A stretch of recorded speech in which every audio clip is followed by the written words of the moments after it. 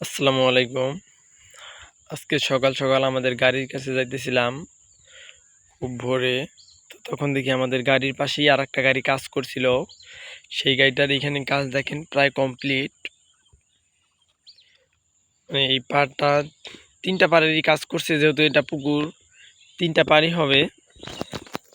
মাঝখানটাও কিছুটা সমান করে দিচ্ছে, যদিও এখানে চোরা বালু আর পানি আছে, কাজগুলো ভালোভাবে তেমন একটা করতে পারে নাই।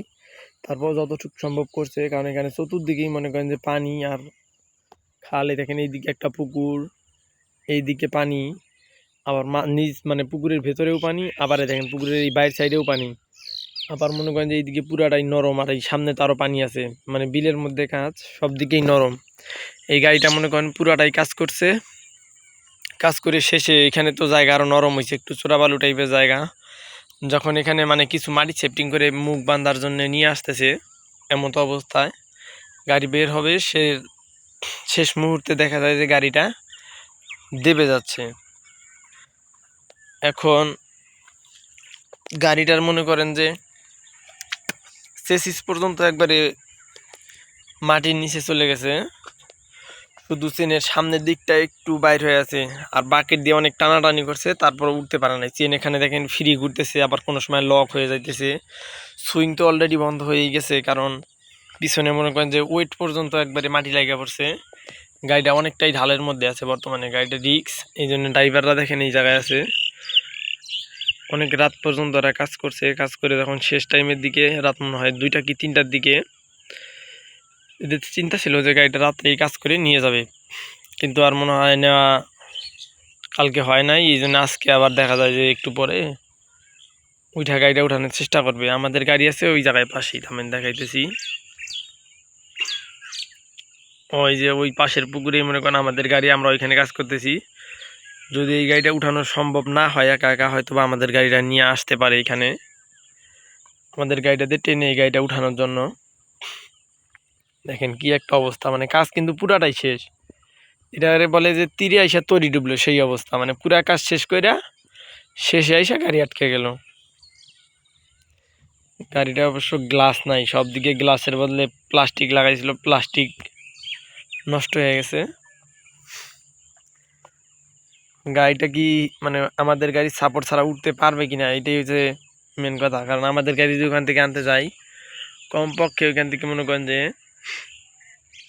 2 থেকে 3 ঘন্টা সময় লাগবো, কারণ অনেক দূর দিয়ে ওই দিক দিয়ে ওই দিক দিয়ে ঘুরে আনতে হইব।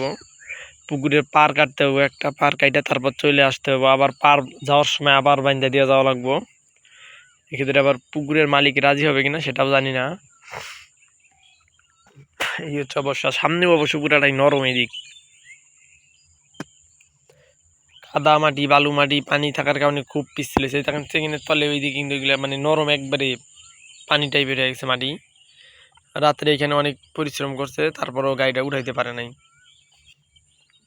আমি যে গাড়ির কাছে যাই দেখাইতেছি কত রূপ দাপছে, এখান থেকে হয়তো বা বুঝতেছেন না। এই দেখেন গাড়ি মনে করেন গাড়ির লেভেল আর বডির লেভেল একদম সমান হয়ে গেছে, একদম সমান। দেখছেন গাড়ি পুরোটাই মাটির নিচে চলে গেছে। এইখানে দেখেন, এইখানে এইখানে দেখলে বুঝতে পারবেন যে কি একটা অবস্থা, মানে মাটি গাড়ির থেকে বেশি উঁচা। পিছনে দেন, এটা দেখছেন কি অবস্থা, পুরাটাই দেবে, গাড়িটা অনেকটা ঢাল হয়ে গেছে। মাটিগুলা খুবই বাজে কোয়ালিটির মাটি। 2টা শকুন বসে আছে মাছ ধরার জন্য। বড় বিল, তো বিলের মধ্যে কাজ, গাড়ি সবসময় এরকম রিক্সেই থাকে। দেখেন তো এটা কতটুকু ওয়েটটা, মনে করেন যে পুরোটাই মাটিতে রেখে গেছে। আর 10-5 মিনিট যদি চেষ্টা করে না উঠাইতে পারলে মনে করেন যে ওয়েটটা মাটির নিচে চলে যাব। এদিকে মনে করেন যে হাইড্রোলিক কুলার রেডিয়েটর এগুলো দেখা যাচ্ছে বাইন্দে, ইঞ্জিনের ফ্যান তো মনে করেন যে মনে হয় পানির কাছাকাছি চলে গেছে। দেখাইতেছে আপনাদের গাড়ির উপরটা, গাড়িতে মনে করেন যে কত কষ্ট করে উঠতে হয়, আর এখানে মনে করেন যে একবারে গাড়ি মাটি লেভেল হয়েছে।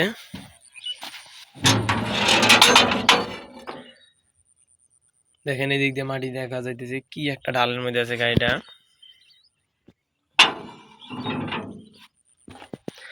বড়টা ফলে দেই,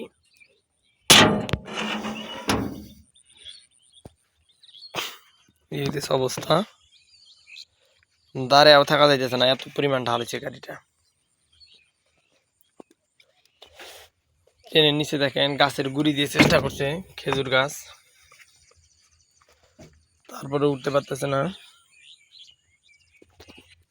তো পুরাটাই মাটির নিচে, কি একটা অবস্থা দেখেন।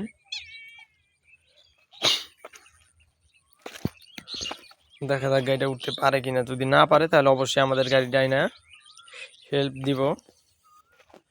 পরবর্তী মানে ভিডিওতে দেখাবো যে গাড়িটা, কারণ আরো 2 ঘন্টা বা 3 ঘন্টা পরে ট্রাই করবো, কারণ আমরা তখন আমাদের গাড়ি চালাবো। যদি সম্ভব হয় গাড়িটা কিভাবে উঠানো হইতেছে সেই ভিডিওটা আপনাদের দিব।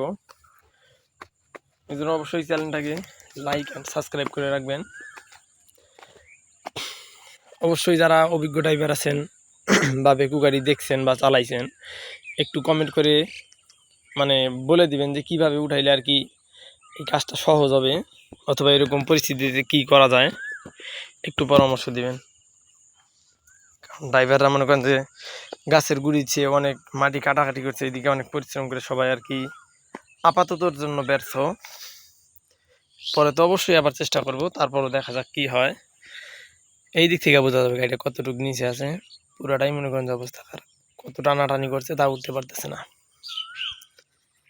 পিছনের দিকে ওয়েটের কারণে পিছনটা অনেকটাই দিয়ে বেরিয়েছে।